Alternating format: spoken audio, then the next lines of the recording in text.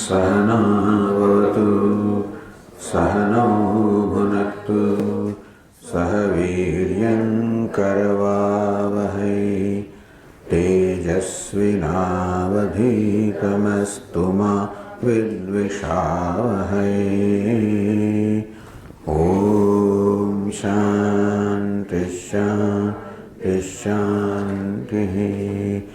ॐ पूर्णमदः पूर्णमिदं पूर्णात् पूर्णमुदच्यते पूर्णस्य पूर्णमादाय पूर्णमेवावशिष्यते।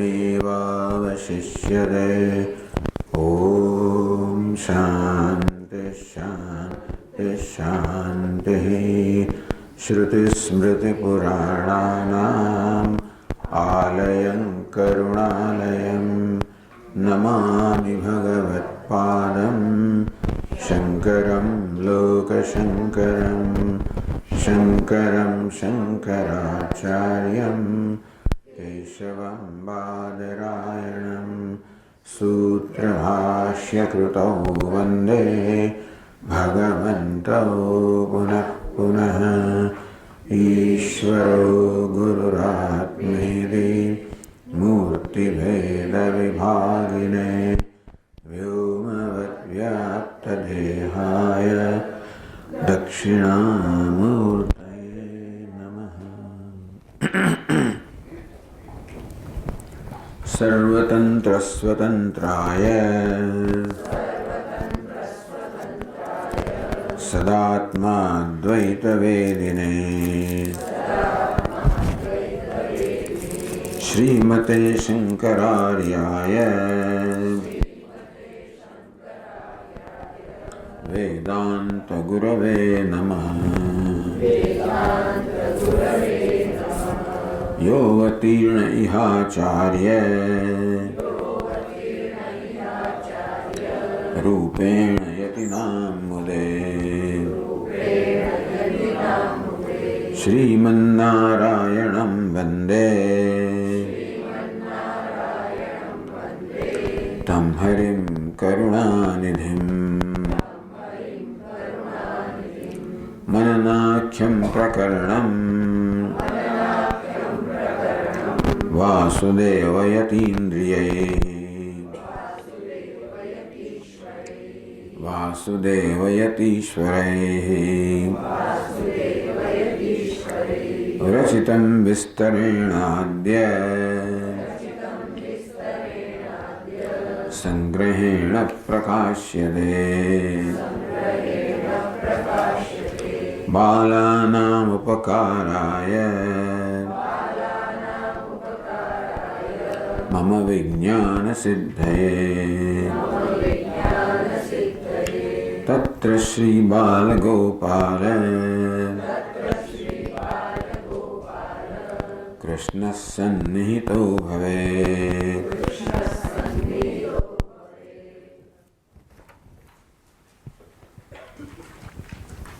तो सारे चतुष्टय संपत्तिનો પ્રસંગ ચાલી રહ્યો છે। છેલ્લે મોક્ષ તત્વની વ્યાખ્યા કરી કે જેવી રીતે પોતાના ઘરમાં આગ લાગી હોય ત્યારે મનુષ્ય કેવો બધી જ વસ્તુઓને છોડીને માત્ર પોતાનો જીવ બચાવવા માટે કેવો ભાગે છે। ત્યારે કોઈ આસક્તિ નડતી નથી, કોઈ ઈચ્છાઓને નડતી નથી કે ભોગની ઈચ્છા એનામાં જન્મતી નથી। એક જ માત્ર એના મનમાં ઈચ્છે છે કેમ આમાંથી મારો કેમ પ્રાણ બચાવવો। તાપોપશમનમ કર્તુમિચ્છતિ, કેવી રીતે આ સંતાપમાંથી આ સંતાપને આ જ્વલનને કેમ શાંત કરવી। બહુ સરસ દ્રષ્ટાંત નથી પણ ચાલો દ્રષ્ટાંત કે માણસ જીવ બચાવવા કેવું કશું બીજો વિચારતા નથી। એવં સાંસારિક તાપોપશમનમ, તેવી રીતે સંસારની અંદર આધ્યાત્મિક આધિભૌતિક આધિદૈવિક આ ત્રણ પ્રકારનો સંતાપ છે એનાથી જે પીડાઈ રહ્યો છે મનુષ્ય એ કલત્ર પુત્રાદિકમ પરિત્યજ્ય ત્યાં કામ લાગે। એ કેવી રીતે પોતાના ઘર બાર પત્ની બાળક બધાને છોડીને સંપાદયિતુમ ત્યક્ત સર્વૈષણસ્ય. હવે એનામાં કોઈ ઈષણા, પુત્રૈષણા, વિત્તૈષણા, લોકૈષણા, પુત્રની ઈચ્છા, વિત્તની ઈચ્છા, લોકની ઈચ્છા, કોઈ ઈચ્છા એનામાં ઉદ્ભવતી નથી. એકમાત્ર ઈચ્છા એના મન પર સવાર થઈ રહી છે, કેવી રીતે આ સંસારના તાપમાંથી મુક્ત થવું. સોહમ ભગવત શોચામી તન્મામ ભગવાન શોકસ્ય પારમ તારયતુ. ભગવાન હું શોકમગ્ન છું, ભગવાન મને શોકને પહેલે મત શોકને તારો, શોકમાંથી તારો. આમ કોઈ પ્રકાર એક જ ઈચ્છા, બધી ઈચ્છાઓમાં એક બીજી ઈચ્છાઓને સ્થાને એક જ ઈચ્છા સ્થાપિત થઈ ગઈ છે, અંતે છે મોક્ષની ઈચ્છા અથવા જિજ્ઞાસા, જ્ઞાનની ઈચ્છા. વિવેક પણ છે કે મોક્ષ તો જ્ઞાનથી જ પ્રાપ્ત થાય. બ્રહ્મ તાદાત્મ્ય ભાવે મોક્ષે. બ્રહ્મ સાથે તદાત્મ થવા માંગે છે, બ્રહ્મ સાથે એક થવા માંગે છે, બ્રહ્મ સાથે ઐક્ય સાધવા માંગે છે જ્ઞાનથી. આવી તીવ્ર ઈચ્છા, જ્ઞાતમ ઈચ્છા, ખરેખર તો જીવ અને બ્રહ્મના ઐક્યને જાણવાની ઈચ્છા, હું બ્રહ્મ છું એ જ્ઞાન પ્રાપ્ત કરવાની ઈચ્છાને, તીવ્ર ઈચ્છાને મુમુક્ષા કહેવામાં આવી. તો પ્રશ્ન એ થયો કે આપ કેમ સાધન ચતુષ્ટયની વાત કરો છો? વિવેક, વૈરાગ્ય, સમાધિ, ષટક સંપત્તિ, મુમુક્ષુત્વમ, આ ચાર સાધનની કેમ આવશ્યકતા? શું એકલો વિવેક પર્યાપ્ત નથી? તો કે ભાઈ સતી અપી વિવેકે. કેટલાક લોકોમાં વિવેક દેખાય છે, અનિત્ય છે, અનિત્ય છે, એ પ્રકારનો વિવેક એમના દેખાય છે, બુદ્ધિમાં છે ખરો. અનિત્યને અનિત્ય રૂપે જાણે છે, અને છતાં પણ અનિત્ય પ્રત્યે વૈરાગ્ય જણાતો નથી. આ અનિત્ય છે, મિથ્યા છે, જાણો છો, અને છતાં પણ અનિત્ય પ્રત્યે કે મિથ્યા પ્રત્યે વૈરાગ્ય જાગૃત થતો નથી. એટલે તો જ એને વિવેક કહેવાય, જે વૈરાગ્યમાં પરિણમે. એટલા માટે યહા મૂત્રાદ ફલભોગ વિરાગ. નિત્ય અનિત્ય વસ્તુ વિવેક તો કહો, પછી યહા મૂત્રાદ ફલભોગ વિરાગ. આ લોકમાં અને પરલોકમાં પણ પોતાના કર્મના ફળના પરિણામે પ્રાપ્ત થતો જે વિષય ભોગ છે એના પ્રત્યે સંપૂર્ણ વૈરાગ્ય, તો જ આપણો વિવેક છે એમ કહેવાય, જ્યારે એ વૈરાગ્યમાં પરિણમે. તો હોય સત્વે બી કેટલામાં વિવેક પણ છે અને વૈરાગ્ય પણ છે, એને કોઈ આસક્તિ નથી. એનામાં પુત્રૈષણા, વિત્તૈષણા બધું નથી, છતાં પણ કે શાંતિ ઋષિસ્વરણામ, લોકોને ભોગની કોઈ આસક્તિ નથી, છતાં પણ કેટલા ઉત્તમ શ્રેષ્ઠ ઋષિઓની અંદર પણ, જેમ કે દુર્વાસા વગેરે, કોપ તાપાદિ દર્શનાદ, એવા મહર્ષિઓમાં પણ આપણે ક્યારેક ક્રોધ જોઈએ છે. એનો અર્થ એ થયો કે મનમાં શાંતિ પ્રાપ્ત થઈ નથી, અને માટે સમાધિના બી ભવિતવ્યમ. એ કહેવામાં આવ્યું કે માત્ર વૈરાગ્ય જો એટલું જ નહીં, પરંતુ એ વૈરાગ્ય જીવનમાં ચરિતાર્થ થાય. એ ક્યારે ચરિતાર્થ થયો કહેવાય? જ્યારે સમા દમ ઉપરમ એમાં પરિણામે ત્યારે. એ તો ત્રિદય સતી અપી. આ ત્રણેય વસ્તુ હોય, વિવેક હોય, વૈરાગ્ય હોય, સમાધિ, ષટક સંપત્તિ, તો પણ કે સાંજિત ભક્ત્યા ઈશ્વરોપાસકાનામ જ્ઞાન અધિકાર અદર્શનાત. કેટલાક લોકો પૂર્વના પેલા પૂજાના ઉપાસના સંસ્કારને કારણે હજી એમનામાં જ્ઞાન માટેની ઈચ્છા જન્મતી નથી. અર્થાત એ ઉપાસના વગેરે કરવા દ્વારા, દેવતાનું ધ્યાન વગેરે કરવાના દ્વારા કારણે જે રસાસ્વાદ મળતો હોય છે, એ રસાસ્વાદ છોડવાની ઈચ્છા નથી. એથી આગળ વધવા માગતા નથી. તેથી એનામાં એટલે કે આ જીવ અને ઈશ્વર કે ભક્ત અને ભગવાન વચ્ચેનો દ્વૈત ટકાવી રાખવા માગે છે. હરિનારાયણ તો મુક્તિ ન માગે જન્મો જન્મ અવતાર. હરિના ભક્તો તો મુક્તિ ના માગે, જન્મ જન્મ અવતાર માગે. નિત સેવા નિત કીર્તનો છે નિરખવા નંદકુમાર. અમને ભગવાનની સેવા કરવી છે, કીર્તન કરવું છે, દર્શન કરવું છે, ઉત્સવ કરવા છે. આમ કોઈક રીતે બ્રહ્મ તાદાત્મ્ય ભાવ, બ્રહ્મ કે ઈશ્વર એક થવું એ પ્રકારની એમના શંખના નથી. એ તો એ ભક્ત અને ભગવાન વચ્ચેનો એક સૂક્ષ્મ દ્વૈત જાળવી રાખવા માંગે છે, જેથી એ રસાસ્વાદ જળવાઈ રહે. એમાં એને છોડવા નથી માગતા. જ્ઞાન અધિકાર અદર્શનાદ. જ્ઞાન અધિકાર કહો કે જ્ઞાનની ઈચ્છા કહો, જ્ઞાનની ઈચ્છા જણાતી નથી. માટે મુમુક્ષયા ભવિતવ્ય, મુમુક્ષત્વ પણ હોવું જોઈએ. એટલે આત્મતત્વાનુબોધેન મોક્ષમિચ્છા મુમુક્ષુતા. આત્મતત્વના જ્ઞાનથી મોક્ષ પ્રાપ્ત કરો એ મુમુક્ષુતા એ પણ આવશ્યક છે. એટલે આ 4 સાધન કહેવામાં આવ્યા. હવે 14મા પાના પર આગળ કહે છે કે ચાલો ભાઈ સાધન ચતુષ્ટય સંપત્તિ પ્રાપ્ત થઈ. અથા તો બ્રહ્મ જિજ્ઞાસા. બ્રહ્મસૂત્રમાં પહેલું સૂત્ર છે ઉપોદ્ઘાતના રૂપમાં અથા તો બ્રહ્મ જિજ્ઞાસા. અને કે ઉપોદ્ઘાત જે ઉપદેશ શરૂ થયો ને, ઉપોદ્ઘાત. અથ અતઃ અથ અથ ત્યારબાદ એટલે શું? સાધન ચતુષ્ટય સંપત્તિ પ્રાપ્તિ અનંત પ્રાપ્તિ અનંતરમ. અથ આનંતરીયના અર્થમાં છે કંઈક થયા ત્યાર પછી. ત્યાર પછી એટલે શું? તો કે સાધન ચતુષ્ટય સંપત્તિ પ્રાપ્ત થયા પછી. અત તેથી બ્રહ્મ જિજ્ઞાસા સાધકમાં બ્રહ્મને જાણવાની ઈચ્છા જન્મે જ છે. માટે એ બ્રહ્મ જિજ્ઞાસાને, બ્રહ્મને જાણવાની ઈચ્છાને સંતોષવા માટે એણે કંઈક કરવું જોઈએ. ગુરુ પાસે જવું જોઈએ, ઉપદેશ પ્રાપ્ત કરવો જોઈએ.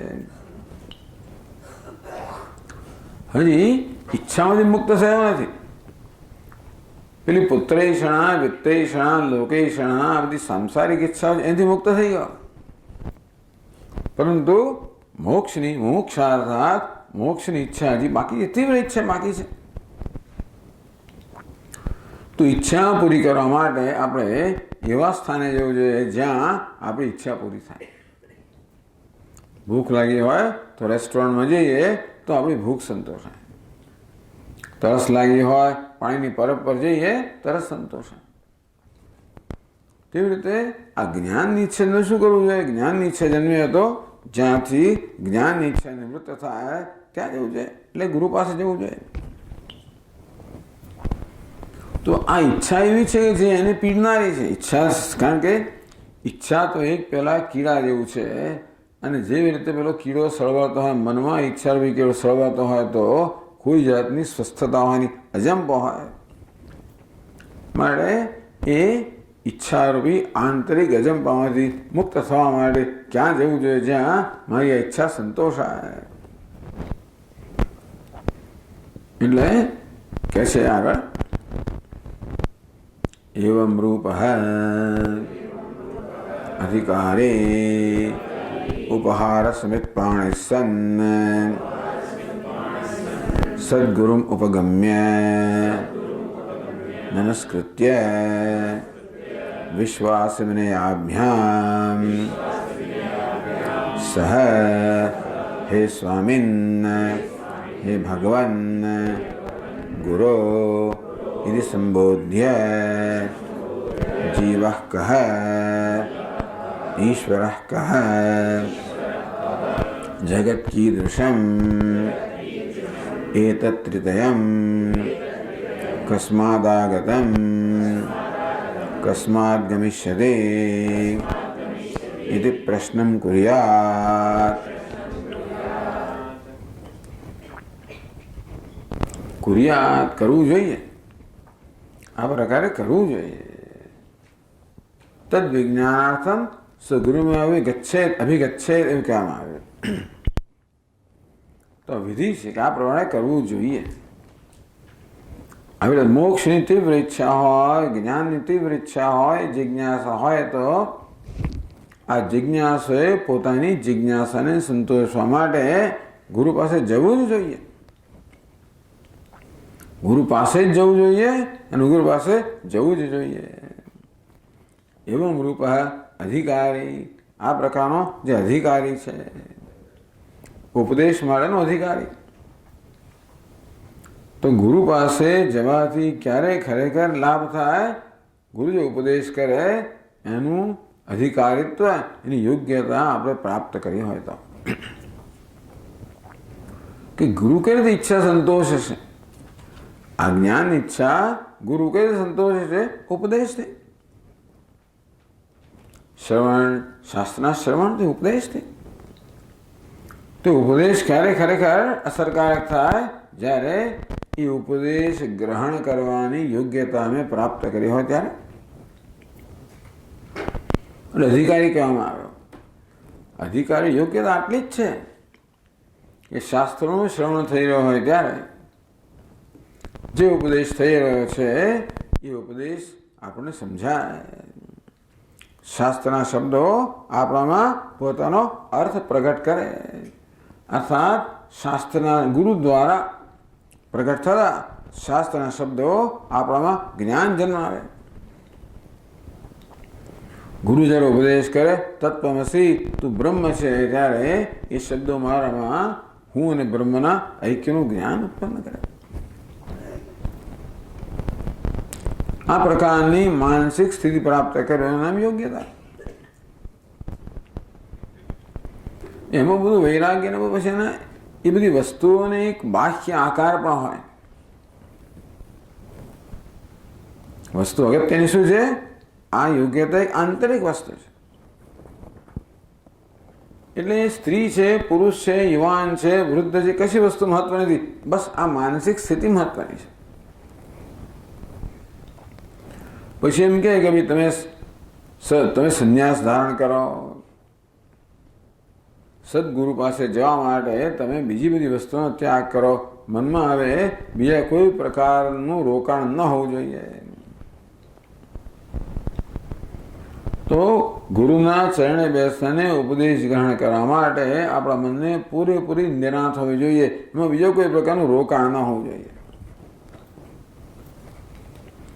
એ જમાનામાં ગુરુ એવા સ્થાને હોય કે જ્યાં બીજું સાંસારિક તો ખલેલ ના પહોંચી શકે. એવા એકાંત સ્થળમાં હોય જ્યાં બીજી કોઈ ખલેલ ન પહોંચે. પરંતુ મારા મનમાં તો ખલેલ પહોંચે ને. મારું મન હજી કશીક વસ્તુ જોડાયેલું હોય. આમ તો વિષયો સાથે રાગ દ્વેષથી જોડાયેલો હોય તો વિષયો પણ મારા મનમાં વિક્ષેપ ઉત્પન્ન કરે. એટલા માટે વૈરાગ્યની વાત કરી. પછી બીજું પણ બંધન છે, એ છે કર્તવ્યનું બંધન, ફરજનું બંધન. કારણ કે આ વૈદિક કાળની અંદર મનુષ્ય ઉછર્યો છે કર્તવ્યના ખ્યાલથી કે આ મારું કર્તવ્ય છે. હું પુત્ર છું, મારું આ કર્તવ્ય છે. હું પુત્રી છું, મારું આ કર્તવ્ય છે. હું પિતા છું, મારું આ કર્તવ્ય છે. એટલે જ્યાં સુધી પુત્રી, પુત્ર, પિતા વગેરેનો જ્યાં સુધી એ વેશ જાળવી રાખે ત્યાં સુધી પેલા કર્તવ્યના ખ્યાલથી મુક્ત ના થઈ શકે. હું પુત્ર છું, મારા કરવું જોઈએ. એટલે સંન્યાસ કોને કહે? આ બધા પ્રકારના ખ્યાલનો ત્યાગ. એટલે ખરેખર જો સંન્યાસ કોઈનો પુત્ર નથી ને પિતા નથી ને કશું નથી. આ બધી વસ્તુનો ત્યાગ. સ્વામીના શબ્દનો બધા જ વેશનો ત્યાગ, એક જ વેશના ધારણ કરવાનું, બાકીના બધા વેશનો ત્યાગ. અત્યાર સુધી માણસ સમાજમાં રહેતો હોય, કુટુંબમાં પરિવારમાં રહેતો હોય, ઘરમાં રહેતો હોય, ત્યારે અનેક પ્રકારની ફરજો હોય, એના પ્રત્યે અનેક પ્રકારની માંગણીઓ હોય, એને અનેક પ્રકારના વેશ ભજવવા પડે, અનેક પ્રકારના બધા કર્તવ્ય કર્મ કરવા પડે. એટલા માટે કહે કે સંન્યાસ. તો વિવિધિશા સંન્યાસ. વિવિધિશા એટલે વેદિતુમ ઈચ્છા, આ જ્ઞાન પ્રાપ્તિની ઈચ્છાને, ઈચ્છામાંથી જન્મેલો સંન્યાસ. ઈચ્છાને, જ્ઞાન પ્રાપ્તિની ઈચ્છા જે છે, ઈચ્છા પૂરી કરવા માટે જે પ્રકારની એક જીવન રીતિ જોઈએ એને વિવિધિશા સંન્યાસ કહેવામાં આવ્યા. આજે જેનામાં આવી રીતે તીવ્ર જિજ્ઞાસા જાગૃત થઈ છે એને શાસ્ત્રો અનુમતિ આપે છે કે તું તારી બધી ફરજનો ત્યાગ કરી શકે છે. તો અધિકારી ઉપહાર સમિત પાણી સન. ઉપહાર ટૂંકમાં કહે છે કે ભાઈ સદગુરુ ઉપગમ્ય, આવા અધિકારી જિજ્ઞાસુએ સદગુરુ ઉપગમ્ય, સદગુરુ પાસે જવું જોઈએ. સદગુરુ પાસે જવું જોઈએ. કેવી રીતે? સમિત પાણી સન, હાથમાં કોઈ પ્રકારની ભેટ લઈને જવું જોઈએ. એટલે અહીંયા આગળ શ્લોક કહેવામાં આવે પણ આપણે વાંચીએ. પરીક્ષ લોકાન કર્મસિતાન બ્રાહ્મણો નિર્વેદ માયા નાસ્તિ કૃતઃ કૃતેન તદ્વિજ્ઞાનાર્થમ સ ગુરુમેવાભિગચ્છેત સમિત પાણિઃ શ્રોત્રિયં બ્રહ્મનિષ્ઠં ઇત્યાદિ શ્રુતેઃ તદ્વિદ્ધિ પ્રણિપાતેન પરિપ્રશ્નેન સેવયા ઉપદેક્ષ્યન્તે તે જ્ઞાનમ જ્ઞાનિનસ્તત્વદર્શિનઃ ઇતિ ગીતાવચનાચ્ચ.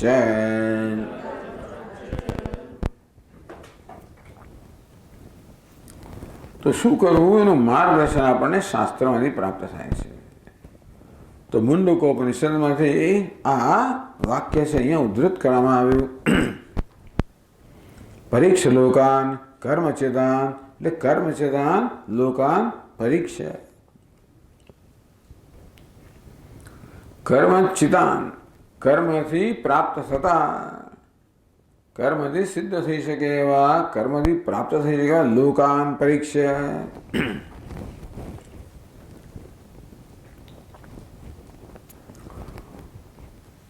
લોક એટલે ભૂ ભૂવ સુહ, આ ત્રણ લોક પ્રાપ્ત થાય. ત્રણ પ્રકારના સાધન છે. પુત્ર, પુત્રેષણા, વિત્તેષણા, લોકેષણા. પુત્રથી ભૂર્લોક પ્રાપ્ત થાય, માનુષ વિત્તથી ભૂર્લોક પ્રાપ્ત થાય, દેવ વિત્તથી સ્વરલોક પ્રાપ્ત થાય. તો કર્મથી આ પ્રકારે આપણને પૃથ્વીલોક, પછી પિતૃલોક, પછી મર્ત્યલોક, પિતૃલોક, સ્વર્ગલોક, આ બધા લોક પ્રાપ્ત થાય. પરીક્ષા આ વૈદિક સંદર્ભમાં છે કે વેદની અંદર મનુષ્યો આ રીતે મૃત્યુ પછી આવા લોક પ્રાપ્ત કરવાની ઈચ્છા સેવતા હોય, એ મળે કર્મ કરતા હોય. તો આ લોકમાં અગ્નિહોત્રાદિ કર્મ કરવાને કારણે મૃત્યુ પછી આપણને સ્વર્ગ વગેરે લોક પ્રાપ્ત થઈ શકે. એવો અર્થ કરીએ તો કર્મથી પ્રાપ્ત થતા બધા લોકાન પરીક્ષા, કે સ્વર્ગ પણ મને પ્રાપ્ત થઈ શકે. તો આ પ્રકારે વેદમાં જેનું વિધાન કરવામાં આવ્યું છે એવા હું કર્મ કરું તો મને સ્વર્ગ પણ પ્રાપ્ત થાય. એટલે કર્મથી શ્રેષ્ઠમાં શ્રેષ્ઠ વસ્તુ શું પ્રાપ્ત થાય? તો કે સ્વર્ગ. કદાચ દેવતાની ઉપાસે બ્રહ્મલોક પણ પ્રાપ્ત થાય. પરીક્ષા આ બધા જ લોકની અંદર શું પ્રાપ્ત થાય આપણને? તે જ લોકને અનુરૂપ સુખ વિષય ઉપભોગ પ્રાપ્ત થાય. એક વસ્તુ છે કે જેમની ઉપર જઈએ તેમ તેમ આપણા સુખની સૂક્ષ્મતામાં અને માત્રતામાં વધારો થતો જાય. ભૂહુ ભુવ સ્વ મહ જન તપ સત્યમ. આમ જેમ જેમ આપણે આ ઉપરના લોકમાં જઈએ તેમ તેમ સુખની સૂક્ષ્મતા અને એની માત્રા વધતી. એ બધા જ લોકમાં પ્રાપ્ત થતા સુખના સ્વભાવનો વિચાર કરી ત્યારે જોયું કે એ બધા જ સુખ કેવા છે, તો કે એ બધા નશ્વર છે, કશું શાશ્વત નથી. કર્મ સ્વયં નશ્વર છે, માટે કર્મથી પ્રાપ્ત થતી કોઈ પણ લોક કહો કે સિદ્ધિઓ કહો, આપણે પેલા ભૂ હોય એવા બધી ચિંતા ના કરતા હોય, પણ કર્મથી આપણને ધન સંપત્તિ, સત્તા, પ્રતિષ્ઠા, કીર્તિ આ બધું પ્રાપ્ત થાય, એના વિશે વિચાર કરવાનો કે કર્મથી જીવનમાં જે કંઈ પ્રાપ્ત થઈ શકે એ કેવું છે, મર્યાદિત છે. ભલે ને તમે પ્રેસિડેન્ટ અમેરિકાના બનતો હોય 4 વર્ષ, હવે તો 8 વર્ષ વધારે પછી તો ઉતરી જ જવું પડે. અહીં જેમ નહીં કે 5 વર્ષ, બીજા 5, પછી ત્રીજા 5, જે જીવો ત્યાં સુધી તમે જો ઇલેક્શન છે, ચૂંટણી જીવો તો તમે બની શકો પ્રાઇમ મિનિસ્ટર, એવું નથી. ચૂંટણી જીતો હતો પણ 8 વર્ષથી વધારે નહીં, 2 ટર્મથી વધારે નહીં, એવો ત્યાંનો કાયદો છે. ભલભલી સિદ્ધિઓ પણ કેવી છે, કાળમાં મર્યાદિત છે, દેશમાં મર્યાદિત છે, અને વળી એની વિશેષતાઓ મર્યાદિત છે. બિચારો પ્રેસિડેન્ટ થયો એટલે પછી રસ્તા પર રખડવા ના જઈ શકે. હવે પ્રાઇમ મિનિસ્ટર થાય એટલે તમે જમે તમે ફરવા ના જાઓ, પેલા ના જવા, તમારા માણસો તમે ના જવા દે. પેલા બીજા તાજમહલ જો તો તાજમહલ ના જવાય તમારાથી, તમે તાજમહલ જોવા નહીં જવાય. બસ કેમ નહીં જવાય? બસ તમારી બી સલામતી નથી, તમારું ફલાણું નથી, અહીંયા બહુ પ્રદૂષણ છે, એ શ્વાસ હવા તમારે ના લેવાય. પેલા લોકો નક્કી કર્યા. અમારા પ્રેસિડેન્ટ કંઈક થઈ જશે તો, એટલે પેલો રખડેલી માણસ સ્વતંત્ર જ્યાં ત્યાં રખડવા, અને એટલી ના હોય. ટૂંકમાં દરેક વસ્તુમાં દરેક જગ્યાએ મર્યાદા છે. કશી વસ્તુ દેશની, કાળની કે વિશેષતાની મર્યાદાથી પર નથી. તો મને શું જોઈએ? દેશ, કાળ, વિશેષ સર્વ પ્રકારની મર્યાદાથી મુક્ત એવું સુખ જોઈએ, એવી સ્વતંત્રતા જોઈએ. પરીક્ષ લોકાન કર્મચિદાન, કર્મથી પ્રાપ્ત થતા લોક કહો, સિદ્ધિઓ કહો, પરીક્ષા એને સારી રીતે પરિતઃ ઈક્ષ, સારી રીતે એનું અન્વેષણ કરીને. બ્રાહ્મણ નિર્વેદ માયાત, પરીક્ષા કેમ કરવી બતાવ્યું આગળ. નાસ્ત્ય કૃતઃ કૃતેન, નાસ્તિ અકૃતઃ કૃતેન ઇતિ, કૃતેન કર્મણા અકૃતઃ નાસ્તિ. અકૃત એટલે જે કાર્ય નથી, જે જન્મ્યું નથી, જે નિત્ય છે. કર્મથી નિત્ય વસ્તુ પ્રાપ્ત થઈ શકે નહીં. મને શું જોઈએ? નિત્ય વસ્તુ જોઈએ. મારે મને જે જોઈએ, કર્મ મને જ જોઈએ છે, મારું સાધન નથી. તો તમારે શું જોઈએ? નિત્ય વસ્તુ તદ વિજ્ઞાનાર્થમ, એ તો જ્ઞાનથી પ્રાપ્ત કરવાનું છે. એ પ્રાપ્તસ્ય પ્રાપ્તિ છે. આ પ્રકારનો વિવેક જન્મે એટલે બ્રાહ્મણ નિર્વેદમાયાત. બ્રાહ્મણ કહો કે વિચારશીલ મનુષ્ય કહો. બ્રાહ્મણ સાત્વિક મનુષ્ય, વિચારશીલ મનુષ્ય. નિર્વેદ માયાત, આયાત નિર્વેદ, એને નિર્વેદ પ્રાપ્ત કરવો છે. નિર્વેદ એટલે અરુચિ, અભાવ. એક પ્રકાર એટલે ટૂંકમાં વસ્તુ માટે આપણો અભાવ જન્મ્યો હોય. દ્વેષ જન્મ્યો એટલે અભાવ. ચાલો,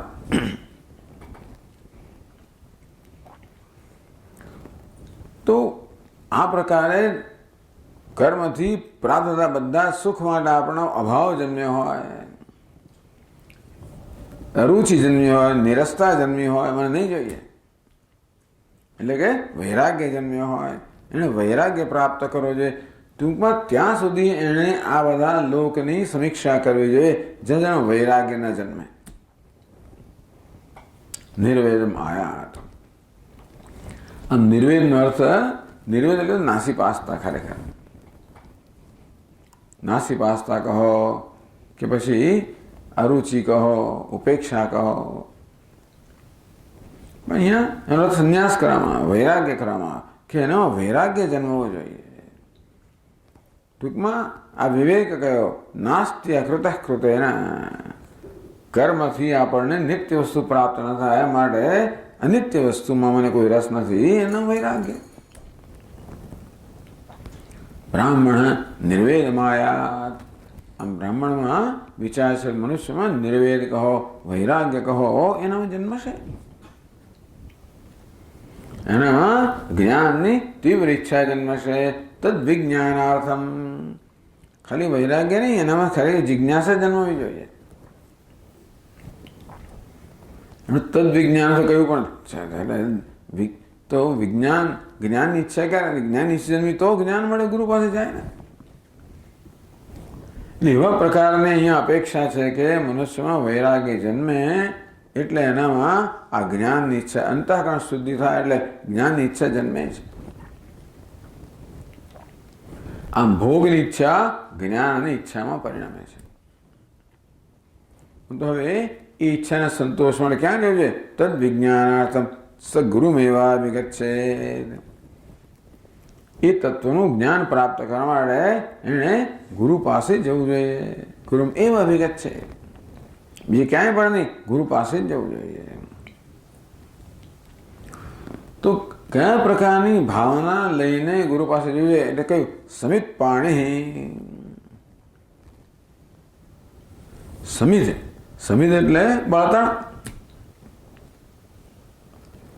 એટલે સુખી ડાખીઓ.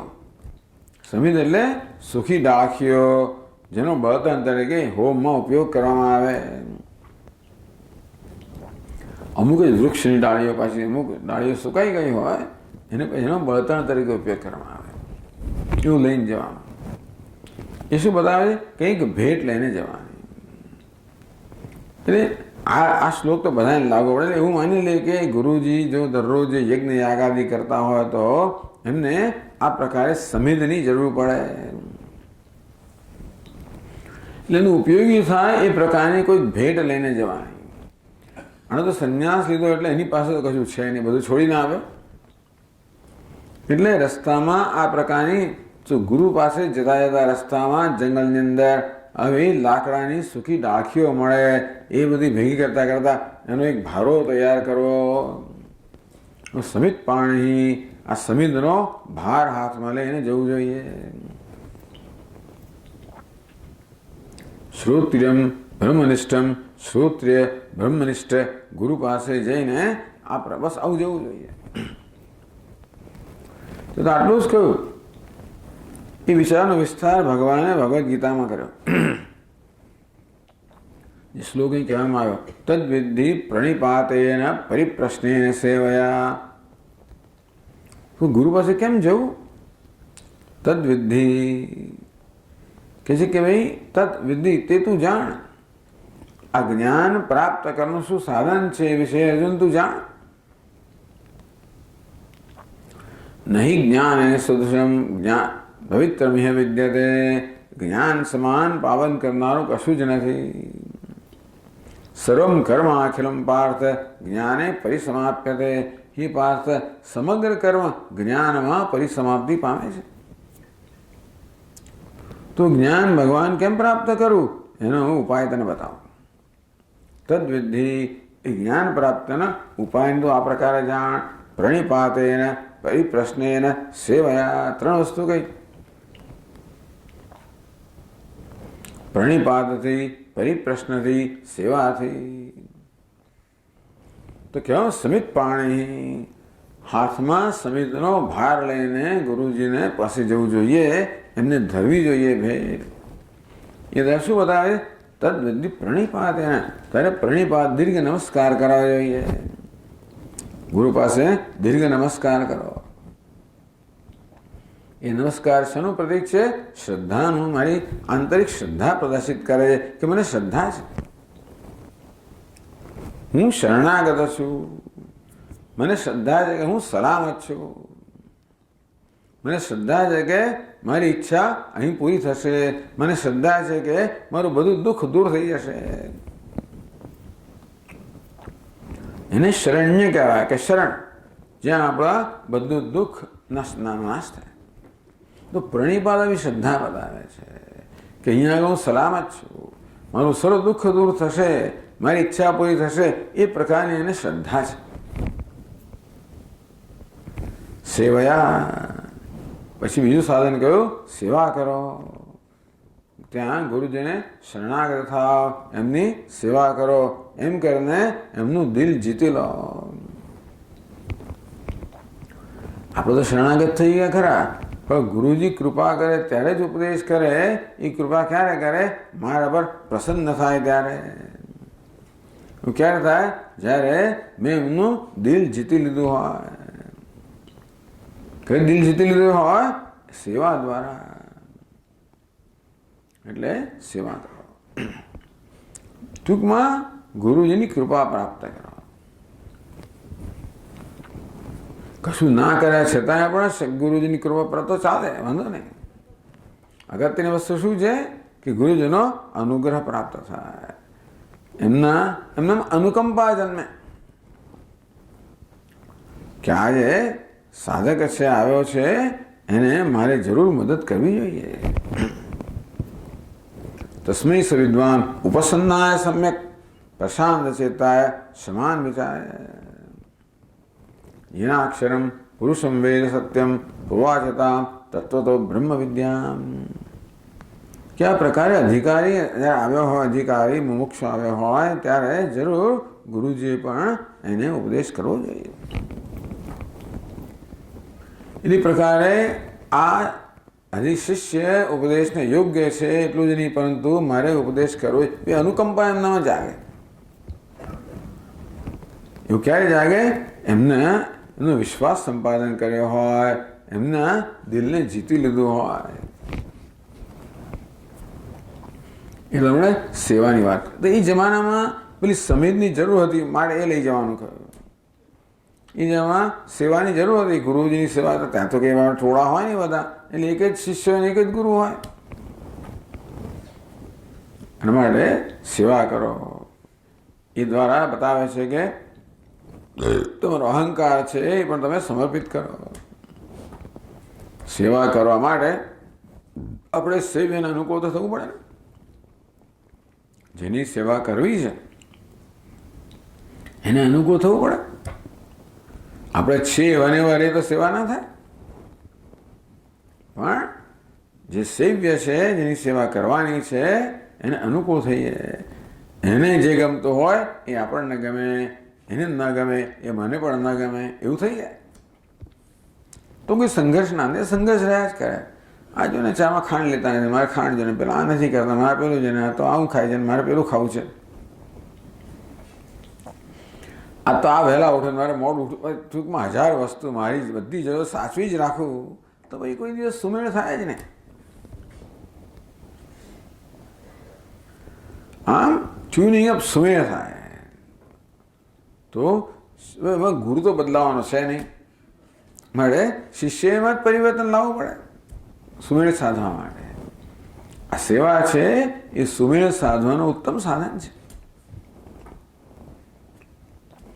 પ્રસન્નમ તમનુપ્રાપ્ય, એમ કરવાથી ગુરુ જ્યારે પ્રસન્ન થાય, જો કે હવે મારા પર એમની અનુકંપા થઈ છે, અનુગ્રહ થયો છે, પ્રસન્ન થયા છે, અભિમુખ થયા છે, ઉપદેશ કરવા હવે એ તૈયાર છે, ત્યારે પરિપ્રશ્ન, અને ત્યારે પરિપ્રશ્ન યોગ્ય પ્રશ્ન કરવો. પરિપ્રશ્ન બધા વિષયોને આવરી લેતો પ્રશ્ન કરવો. એવો પ્રશ્ન કરવો જેમાં બધા જ પ્રશ્નો સમાઈ ગયેલા હોય, જેને ઉત્તરથી બધી વસ્તુનો ઉત્તર મળી જાય, એવો પ્રશ્ન કરવો. કસ્મિન ભગવો વિજ્ઞાતે સર્વ વિજ્ઞાતમ ભવતી. હે ભગવાન, એવું કયું તત્વ છે જેને જાણવાથી આ સર્વ જણાઈ જાય? એ બધું જ કહેવું પણ એક જ પ્રશ્ન ઉત્તરમાં આખું ઉપનિષદ આવી જાય.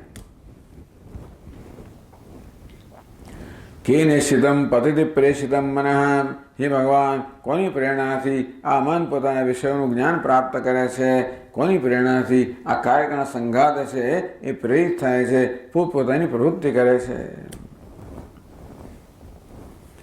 આમ જુદા ઉપનિષદમાં જુદા પ્રશ્નો છે. એવો પ્રશ્ન જે આવરી લેતો હોય, હે અર્જુન, તો આટલું કરશે એટલે ઉપદેક્ષંતિ તે જ્ઞાન જ્ઞાનિન તત્વદર્શિન, તો જ્ઞાની અને તત્વદર્શી મહાપુરુષો તને જરૂર ઉપદેશ કરશે. એટલે આટલું કામ તારે કરવાનું, બાકીનું કામ એ કરશે. એમને ઉપદેશ કરવાની પ્રેરણા થાય, ઉપદેશ કરવાની એમનામાં ઈચ્છા જન્મે, એક સ્થિતિ તારે ઊભી કરવાની. એટલે મહાત્મા જ્ઞાની છે ને તત્વદર્શી તો ખરા, પણ આપણું કામ ક્યારે સરે? એ જ્યારે આપણને ઉપદેશ કરે ત્યારે. એ માટે આપણે આ પ્રયત્ન કરવાનો. પ્રણિપાતેન પરિપ્રશ્નેન સેવયા. એ અહીં પણ કહેવામાં આવ્યું કે ઉપહાર સમિત પાણી સન, ઉપહાર રૂપી સમિત જેના હાથમાં છે એવો બનીને.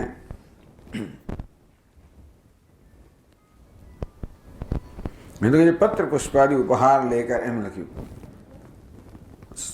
પત્ર પુષ્પાદિ ઉપહાર લેકર, પણ સમિત પાણી, સમિત જેના હાથમાં છે એવો એવો એ બનીને, સમિત હાથમાં લઈને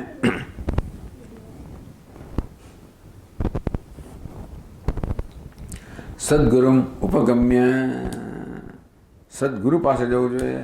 સદવિદ્વાન ઉપસૃપ્યતામ પ્રતિદિનમ તત્પાદુકા સેવ્યતામ. સદવિદ્વાન ઉપસૃપ્યતામ, જે સદવિદ્વાન છે, જે સદ અર્થાત બ્રહ્મના જ્ઞાની છે, એમને ઉપસૃત્ય એમની પાસે જઈને પ્રતિદિનમ તત્પાદુકા સેવ્યતામ, રોજ જેમની પાદુકાનું સેવન કરો, ચરણનું સેવન કરો, એમની સેવા કરો. કે સદગુરુ ઉપગમ્ય નમસ્કૃત્ય વિશ્વાસ વિનયાભ્યામ, પ્રણિપાતેન નમસ્કાર કરીને. સેવા એટલે વિશ્વાસ અને વિનય. વિશ્વાસ આવી ગયો પ્રણિપાતમાં, વિનય આવી ગયો સેવામાં. પ્રખ્વ પ્રશ્રય સેવનૈ પ્રસન્નમ તમનુપ્રાપ્ય. તમારા આદ્ય ગુરુ ભક્ત્યા પ્રખ્વ પ્રશ્ન સેવનૈ. આ પ્રકારના ગુરુ છે એમની આરાધના કરીને. પ્રખ્વ પ્રશ્ન સેવન એટલે મનથી, વાણીથી, કર્મથી એમની આરાધના કરીને, સેવા કરીને એમને પ્રસન્ન કરવા. વિશ્વાસ વિનયાભ્યામ, વિનય કહેવામાં આવ્યો એટલે કોઈ પ્રકાર ઘમંડ નથી, અહંકાર નથી. એટલે જ કહેવામાં આવ્યું કે નારદ દેવર્ષિ નારદ આટલા બધા મહાન હતા છતાં પણ બધો ઘમંડ બાજુમાં રાખીને સનત કુમાર પાસે જઈને, જેમ સામાન્ય મનુષ્ય જાય એમ એમણે જઈને એમની સામે નમ્ર રીતે એમને અરજ કરી કે ભગવાન મને ઉપદેશ કરો. ક્યારે વિશ્વાસ હોય ત્યારે જ થાય ને. વિશ્વાસ વિનયાભ્યામ, વિશ્વાસ છે શ્રદ્ધા. શેમાં? ગુરુ અને વેદાંત વાક્યમાં શ્રદ્ધા છે કે આ મારો પ્રશ્ન ઉકેલ છે. વિનયપૂર્વક પ્રશ્ન કરો, હે સ્વામી, હે ભગવાન, હે ગુરુ, એ સંબોધ્ય. અધિ ભગવો બ્રહ્મ વિદ્યામ વરિષ્ઠામ, હે ભગવાન, મને વરિષ્ઠ સર્વશ્રેષ્ઠ બ્રહ્મ વિદ્યા છે એનો ઉપદેશ કરો. આ પ્રકાર એમને ભગવાન સ્વામી નમસ્તે નતલોક બંધો, હે સ્વામી, જે નતલોક આપને નમસ્કાર કરનારા જે ભક્તો છે એમના બંધુ, અર્થાત આપ એમના હિતેચ્છુ છો. સ્વામી હિ સ્વામી. ટૂંકમાં આ પ્રકારનું સંબોધન આ જે જિજ્ઞાસુ છે એના મનની સ્થિતિ બતાવે, બીજું કાંઈ નહીં. સંબોધન મહત્વનું છે એવું નથી. એટલે આ પ્રકારના આપણને ફોર્મ જેને કહેવાય, એટલે આ પ્રકારના ઉપચારો આપવામાં આવે હોય. ઉપચાર એ બહારનો વ્યવહાર છે, અગત્યની વસ્તુ છે, એની સાથે અંદરની કઈ ભાવના છે. એટલે ભગવાન પાછું શ્રદ્ધાવાન લભતે જ્ઞાનમ, આ પ્રણિપાતમાં, પરિપ્રશ્નમાં, સેવામાં શ્રદ્ધા હોય, ભક્તિ હોય. એટલે બહારનો આચાર કહેવામાં આવ્યો. મહત્વની વસ્તુ છે એ આચાર સાથે કયા પ્રકારની ભાવના સંકળાયેલી છે. વિશ્વાસ વિનયાભ્યામ, હે સ્વામી, હે ભગવાન, હે ગુરુ, શિષ્યસ્તેહમ સાધિમામ ત્વામ પ્રપન્નમ, હું આપનો શિષ્ય છું, આપને શરણાગત છું, આપ મને ઉપદેશ કરો. અધિ ભગવો, આપ મને ઉપદેશ કરો. એ સંબોધ્ય. આ પ્રકારે સંબોધન કરવાનું અને પછી પ્રશ્નની ઝડી નહીં વરસાવવાની. પછી એ અનુકૂળ થયા છે એવું જોઈને પ્રસન્નમ તમારું પ્રાપ્ત. જો કે પ્રસન્ન છે, અર્થાત એમણે મને પ્રશ્ન પૂછવાની અનુમતિ આપી છે. એમને પ્રશ્ન પૂછાય ને, અનુમતિ મેળવ્યો પ્રશ્ન પણ ના પૂછાય. એટલે યાજ્ઞવલ્ક્યજી જનક રાજાની સભામાં જાય તો જનક રાજા પહેલા અનુમતિ માંગે. હું પ્રશ્ન પૂછું તો પછી પૂછાય. એટલે એ પ્રકારે સંબોધન કરીને જ્યારે જોઈએ કે હવે ગુરુજી પ્રશ્ન ઉત્તર આપવા માટે અનુકૂળ થયા છે, ત્યારે જીવ કહે ઈશ્વર, અને પરિપ્રશ્ન કર્યો. જ્યાં બધી વસ્તુ સમાઈ જાય. જીવ કહે, ભાઈ જીવનું શું સ્વરૂપ છે? ઈશ્વર કહે, ઈશ્વરનું શું સ્વરૂપ છે? જગત કીદૃશમ, જગતનું સ્વરૂપ કેવું છે?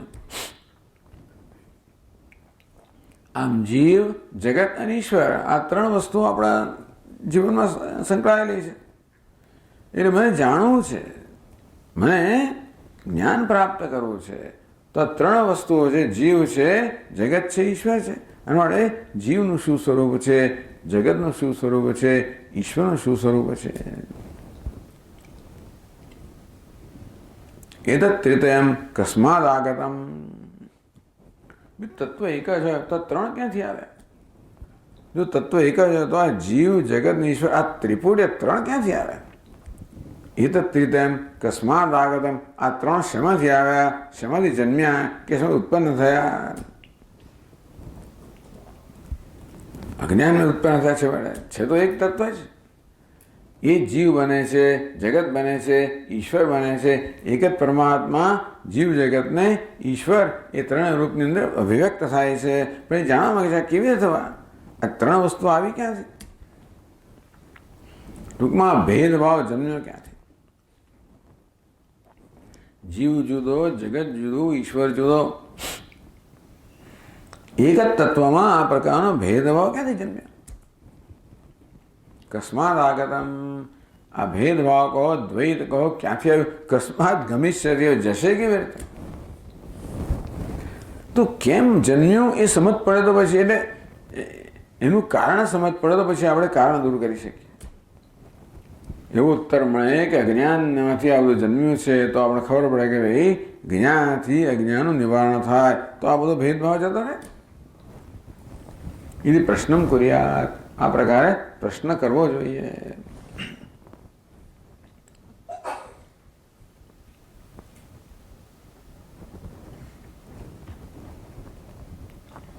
તો પ્રશ્ન કરે શું થશે? આગળ કહે છે, એવમ શિષ્યેણ પ્રાર્થિતઃ સદ્ગુરુઃ દયા સત્વરજસ્તમો ગુણૈઃ જીવેશ્વર જગતામ આગમન પ્રકારમ બોધયિત્વા આત્મસ્વરૂપમપી કરતલ અમલકવત બોધયતિ. એવં શિષ્યેણ પ્રાર્થિત સદ્ગુરુ. આ પ્રકારે શિષ્ય વડે જેમને પ્રાર્થના થઈ છે એવા સદ્ગુરુ. ટૂંકમાં આ પ્રકારે શિષ્ય જ્યારે પ્રાર્થના કરે ત્યારે ઉપદેક્ષંતિ તે જ્ઞાનમ જ્ઞાનિનઃ તત્વદર્શિનઃ. તો શાસ્ત્રોને ખાતરી જ છે કે આ પ્રકારની કેમિસ્ટ્રી જ્યારે રચાય, કેમિસ્ટ્રી શબ્દ સાંભળ્યો છે? કેમિસ્ટ્રી શબ્દ, હા, ગુરુ અને શિષ્યની કેમિસ્ટ્રી. ગુરુની કેમિસ્ટ્રી છે શિષ્યની કેમિસ્ટ્રી છે. આ રચાય એટલે આપોઆપ જ જે થવાનું એ થાય. તો ગુરુ શું કરે? ઉપદેશ પ્રદાન કરે. કેમિસ્ટ્રી કેમ રચીએ? લાભ લેવા માટે જ ને. આપણને જે જરૂરિયાતો છે એ જરૂરિયાતો પેલા પૂરી કરે એવા માટે પછી જરૂરિયાત લઈને આવે. પછી બધા કોઈ જરૂરત પૂરી કરવા નથી આવતા, જરૂરત પૂરી પાડવા નથી આવતા, કરવા આવે છે. આપણે એમ કે આપણી જરૂરિયાત પૂરી કરીએ કે હું મારી જરૂરિયાત પૂરી કરવા, એ અહીંયા એવું નથી. આ વસ્તુમાં એવું નથી. પેલી કેમિસ્ટ્રી તો એવી છે કે પેલાનો લાભ કેમ લેવો એ પ્રકારની કેમિસ્ટ્રી છે. ઓછામાં ઓછો લાભ આપીને વધારે વધારે લાભ કેમ લેવો એ દુનિયાની રીત છે. એટલે એમાં કોઈ દોષ ના, એ દુનિયાની એવી જ રીત છે.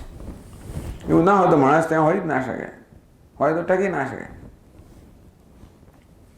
અહીં એવું નથી.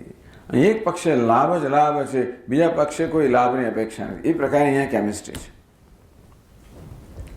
સદગુરુ દયા શેને પ્રેરણે સદગુરુ ઉપદેશ આપે છે. બોધયિત્વા આ પ્રકારે જેને પ્રાર્થના કરવામાં આવી છે સદગુરુ દયા, માત્ર દયાથી પ્રેરણા, અનુકંપાથી પ્રેરાય.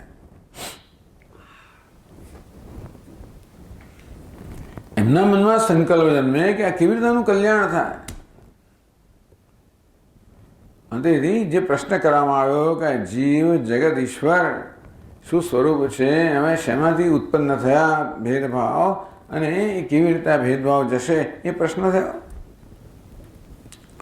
તો સત્વરજસ તમો ગુણૈ જીવેશ્વર જગતામ આગમન પ્રકારમ બોધયિત્વા. કે 3 ગુણમાંથી આ 3 જન્મેલા છે. સત્વરજસ તમો ગુણૈ. તો સત્વ પ્રધાન માયા જે છે એમાં પ્રતિબિંબિત જે છે એને ઈશ્વર કહેવાય, અને રજસ પ્રધાન માયા અજ્ઞાન છે એમાં પ્રતિબિંબિત જીવ કહેવાય. તમસ પ્રધાન પ્રકૃતિ છે પ્રતિબિંબિત જગત કહેવાય. 3 ગુણોની વ્યવસ્થા કહેવામાં આવે. આમ તો વિશુદ્ધ સત્વ પ્રધાન માયા પ્રકૃતિને માયા કહેવાય, બલિન સત્વ પ્રધાન પ્રકૃતિને અવિદ્યા કહેવાય, તમસ પ્રધાન પ્રકૃતિને પ્રકૃતિ કહેવાય.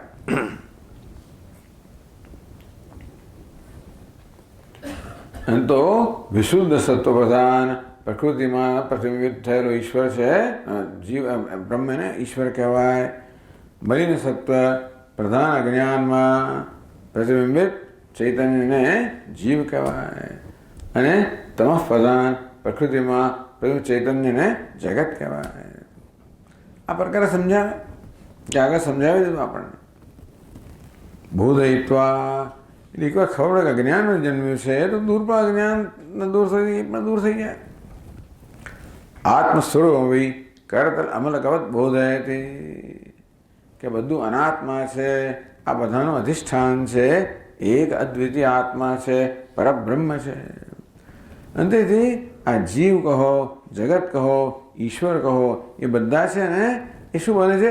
બોધક બને છે. જીવ દ્વારા પણ આત્મા જાણી શકાય, જગત દ્વારા જાણી શકાય, ઈશ્વર દ્વારા જાણે, 3 દ્વારા. તો એમના દ્વારા આત્માનો ઉપદેશ કરે ને. આત્મ સ્વરૂપ, આત્મ સ્વરૂપ જે છે આ સર્વનું અધિષ્ઠાન છે, સર્વનું સત્તા સ્વરૂપ પ્રદાન કરનાર છે. એને પણ કરતલ અમલકવત, હાથમાં આમળાનું ફળ હોય કેવું સ્પષ્ટ રીતે આપણે જાણતા હોઈએ તે રીતે આત્મતત્વને સ્પષ્ટ થયાનો, શિષ્યને આત્મતત્વનો સ્પષ્ટ બોધ થાય એ પ્રકારે ઉપદેશ કરે છે.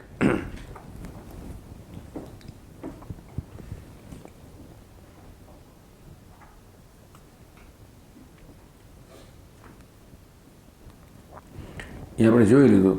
પહેલી પાઠનો યથાર્થ તત્વ એ કે વિશુદ્ધ સત્વ પ્રધાન માયામ પ્રતિફલિત તામ વશીકૃત્ય સર્વજ્ઞાદી સન્ન ઈશ્વર.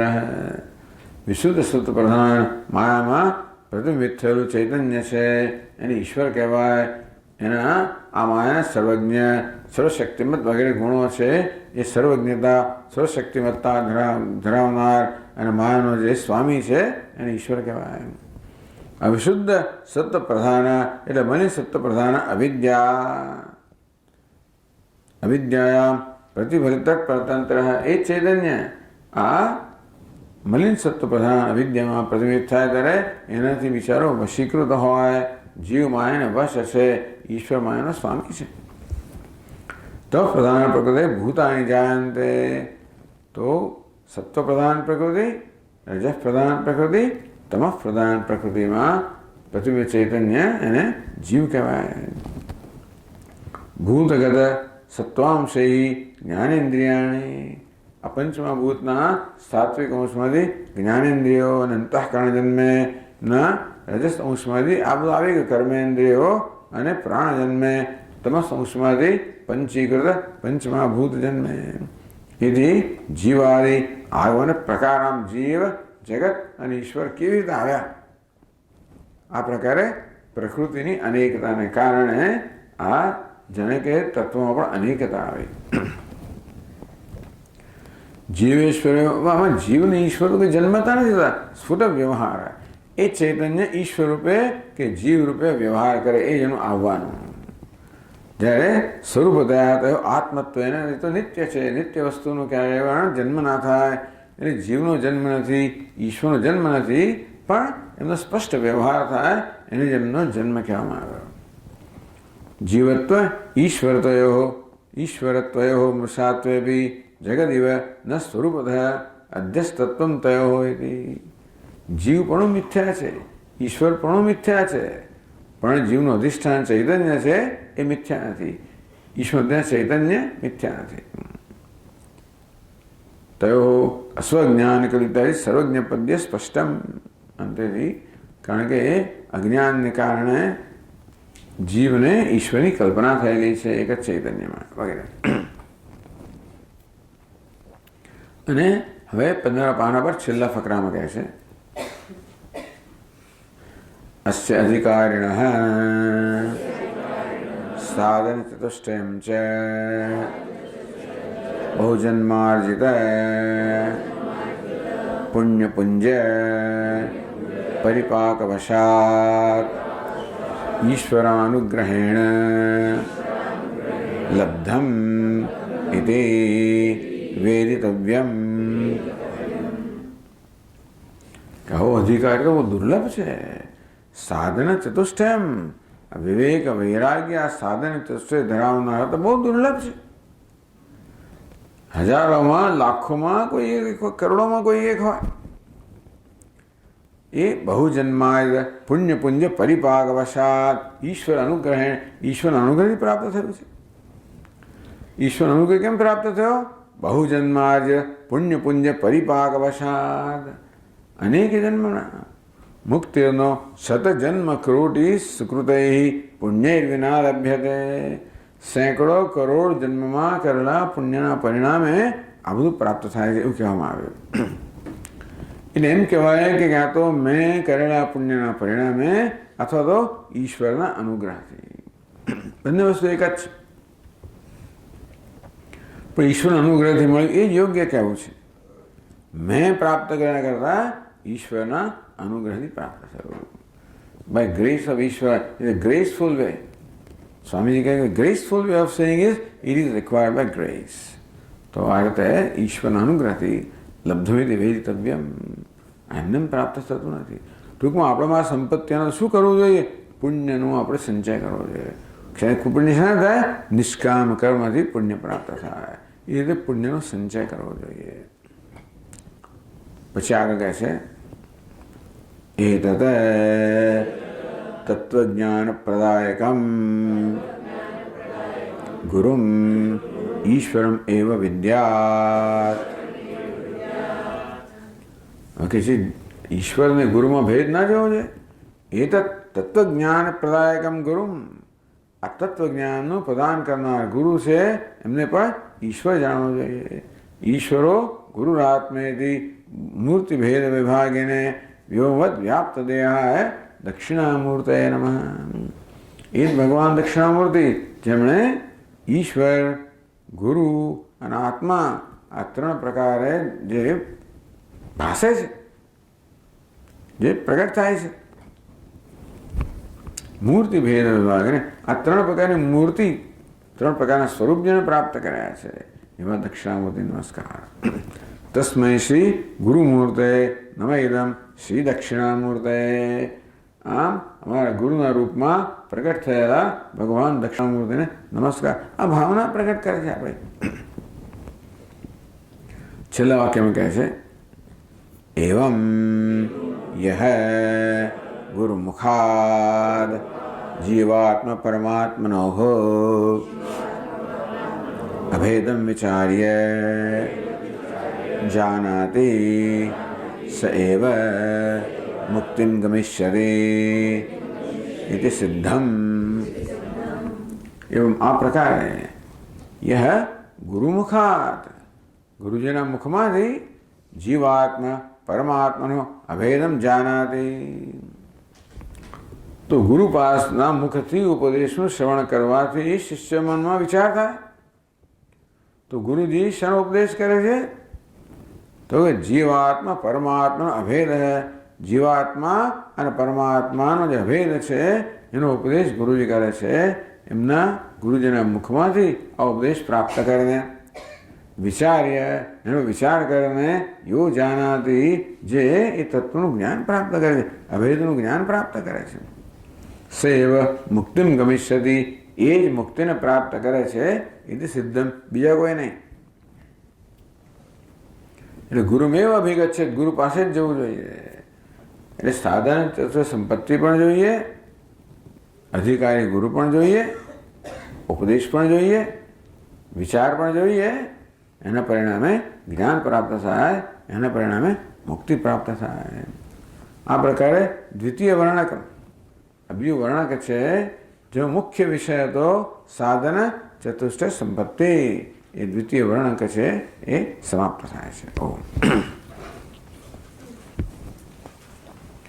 ઓમ પૂર્ણમદઃ પૂર્ણમિદં પૂર્ણાત પૂર્ણમુદચ્યતે પૂર્ણસ્ય પૂર્ણમાદાય પૂર્ણમેવાવશિષ્યતે.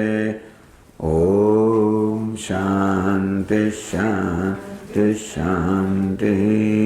શંકરં શંકરાચાર્યં કેશવં બાદરાયણં सूत्रभाष्यकृतौ वन्दे भगवन्तौ पुनः पुनः. ईश्वरो गुरुरात्मेति मूर्तिभेदविभागिने व्योमवद्व्याप्तदेहाय दक्षिणामूर्तये नमः. ॐ शान्तिः.